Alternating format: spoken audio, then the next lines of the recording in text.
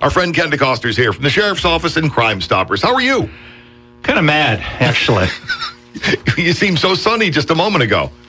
No, one of us just came back from Arizona, and it wasn't me. I see. Okay, I guess that would be Thanks me. for the invite, Riley. Well, I did, you know. Sure, take your daughter.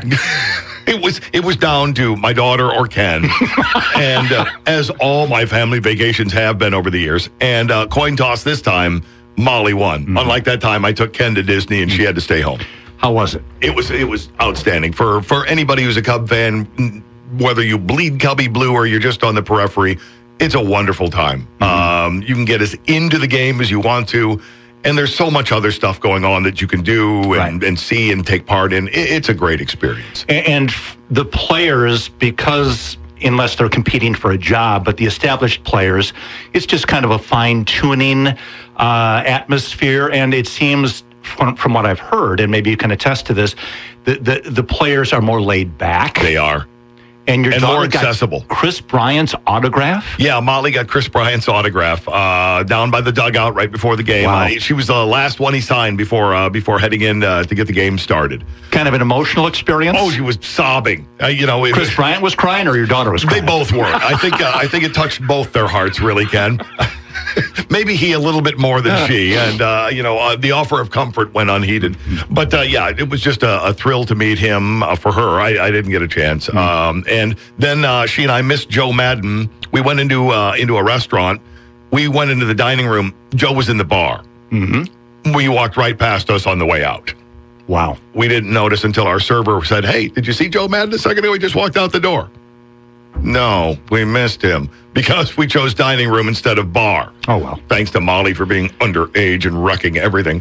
But, Joe Madden and the other players, apparently talking to people, they pop in and out of spots all over. One of the guys on our trip had a great shot. He went shopping and ran into Jake Arrieta. Nice. So here he is with a photo of Jake. Jake out by himself. I don't know why you pictured there'd be people around. Yeah. But, he was out just out shopping. And Arrieta's a guy who kind of stands out. Yes, he does, with that nice bushy beard. Just that huge beard, and he's that unbelievable physical specimen to begin with. It isn't like, that's I think that guy teaches at my kid's school. Mm-hmm. No, that's a professional athlete and pretty easy to spot. But, they're very accessible and laid back out there about it. It's funny, in the wake of their historic World Series win last year, Riley, I heard some people argue, well, the Cubs are no longer lovable losers. Will that ultimately hurt their brand? Are you kidding me? No.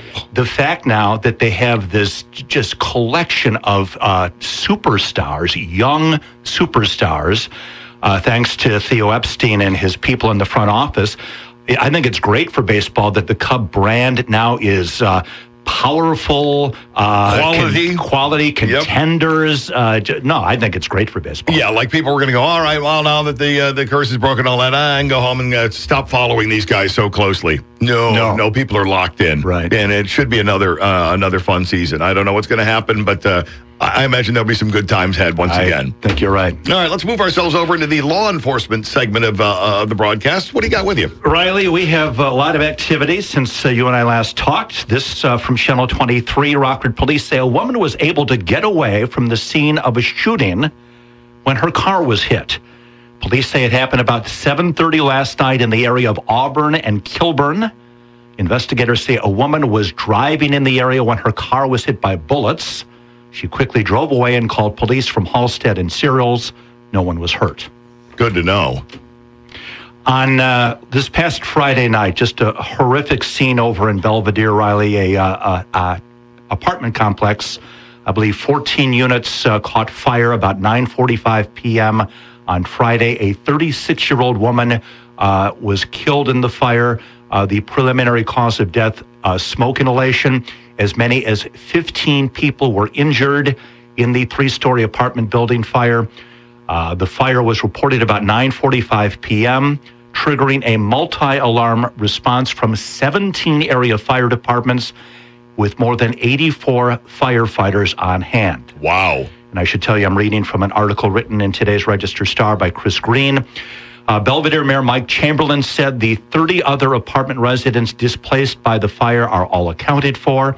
Mayor Chamberlain said the survivors lost all of their belongings in the fire. his office is coordinating fundraising efforts.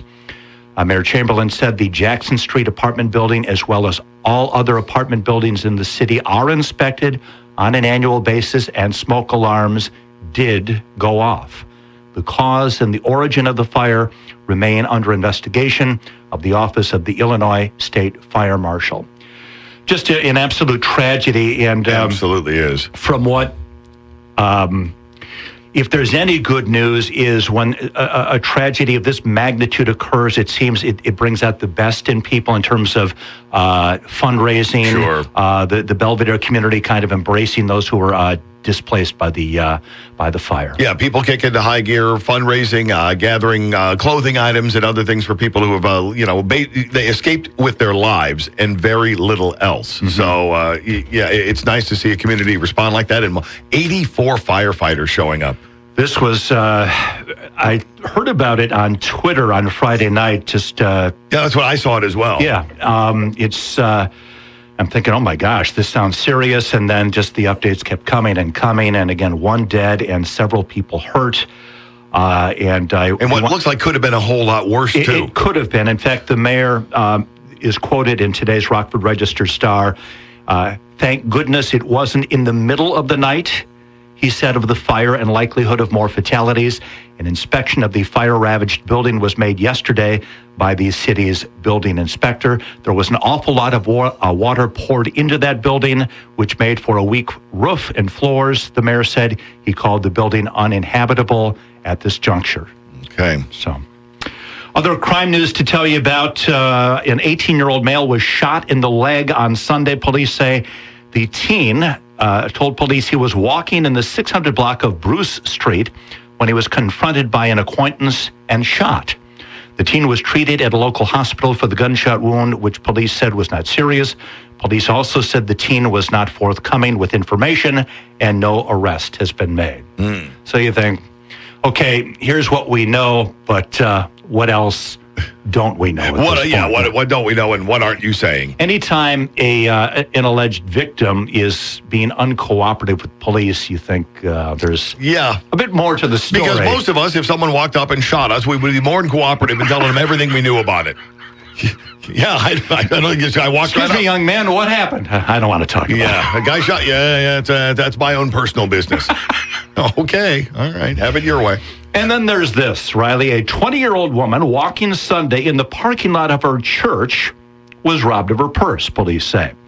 The woman said it was about 11:40 a.m. on Sunday when she was walking in the north parking lot of a church in the 800 block of Locust Street when she was approached by an unknown male. The man demanded the woman give up her purse or else he would shoot her, police said. The man then forcefully removed the purse from the woman's shoulder and ran south around the church. A gun was implied but not seen, police said. A canine officer assisted in the search for the robber and located the woman's cell phone and charger. You know, you're going to church and somebody robs you, implied they have a gun. And yeah, it's a shame that dog didn't catch up with the guy. Can't I just go to church? I know, really, of all the places to have that happen. Not like she was going to a bar. Right, yeah. You're living that rough life in a church parking lot like that. You're asking for trouble then. Come on.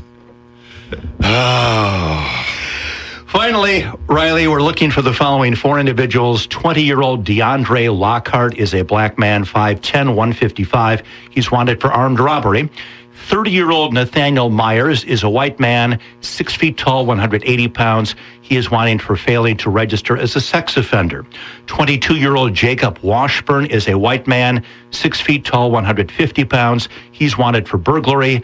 And finally, 29-year-old Gabrielle Klingon is a white woman, 5'6", 135 pounds. She is wanted for domestic battery.